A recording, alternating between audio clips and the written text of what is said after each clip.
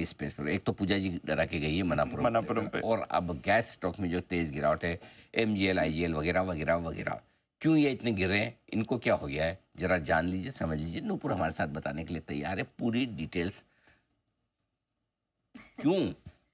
Sir बिल्कुल, यहाँ पे जो नोटिफिकेशन आई है ईपीएम एलोकेशन को कम किया गया है, 20% का कट यहाँ पर हुआ है। इनको कम गैस मिलेगी? कम गैस मिलेगी, अब मार्केट से लेना पड़ेगा, मार्केट से लेंगे तो मार्जिन्स पर असर आएगा। तो दे देंगे ऊपर, पास ऑन नहीं करेंगे? पास ऑन करना डिफिकल्ट है, इलेक्शन का माहौल है तो प्राइस हाइक लेना डिफिकल्ट हो जाएगा। अच्छा, समझाइए पूरा क्या क्या हुआ है। बिल्कुल सर, खबर ये निकल के आई है कि आईजीएल जो गेल यहाँ पर अलोकेशन देती है उसमें कटौती की गई है। ईपीएम अलोकेशन जो गैस का आवंटन है वो 21% से कम कर दिया गया। अब ये जो नया नोटिफिकेशन है वो 16 तारीख से लागू हो जाएगा और कंपनी का भी कहना है कि इससे असर दिखेगा, मुनाफे पर असर दिखेगा और असर कम करने के लिए जो इम्पोर्टेंट स्टेप्स है वो कंपनी लेती हुई नजर आएगी।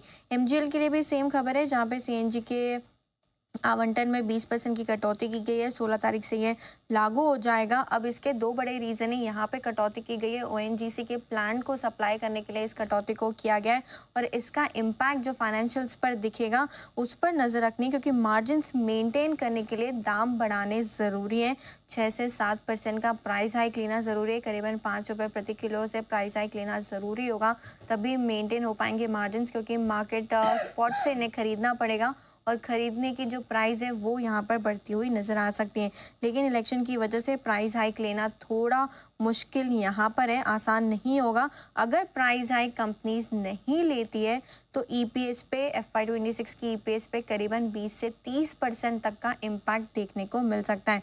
ब्रोकरेज हाउस का भी यही कहना है, जेफरीज का कहना है कि ईपीएम एलोकेशन एक D rating event in companies के लिए हो सकता है। वॉल्यूम ग्रोथ के सामने मार्जिन्स मेंटेन करना ज़्यादा इंपॉर्टेंट है, तो उस पर फोकस करके चलना पड़ेगा कंपनीज को। बोफा का भी यही कहना है कि ईपीएम एलोकेशन में कटौती से प्रॉफिट पर डेफिनेटली असर आएगा और प्राइस हाइक लेना अभी डिफिकल्ट है। अगर प्राइस हाइक ये कंपनीज नहीं लेती है तो FY26 में आपको 20 से 30% तक का ईपीएस पर इम्पैक्ट नज़र आ सकता है। सिद्धार्थ जी, कोई राय सर, क्योंकि बड़ा एडजस्टमेंट हो रहा है, आईजीएल एमजीएल में ज्यादा हो रहा है, गुजरात गैस में नहीं, और जैसा नुपुर कह रही हैं आगे और बड़ा कट आ सकता है, जिस तरह से ईपीएस अनुमान में कटौती की बात चल रही है। बिल्कुल नेगेटिव है सिटी गैस डिस्ट्रीब्यूशन के लिए, और ये और कट आ सकता है। बट ओवरऑल पर्सपेक्टिव से मैं अगर बिजनेस के पॉइंट ऑफ व्यू से बात करूं, ऑफ कोर्स गैस का आवंटन बहुत इंपॉर्टेंट है, बट इसके साथ ही जिस हिसाब से एक्सपेंशन केपेक्स प्लान है, अगर लॉन्ग टर्म पर्सपेक्टिव देखिए 1 से 2 सालों के पर्सपेक्टिव से, तो ये केपेक्स प्लान के चलते ही इस पे निवेश जरूर कर सकते हैं।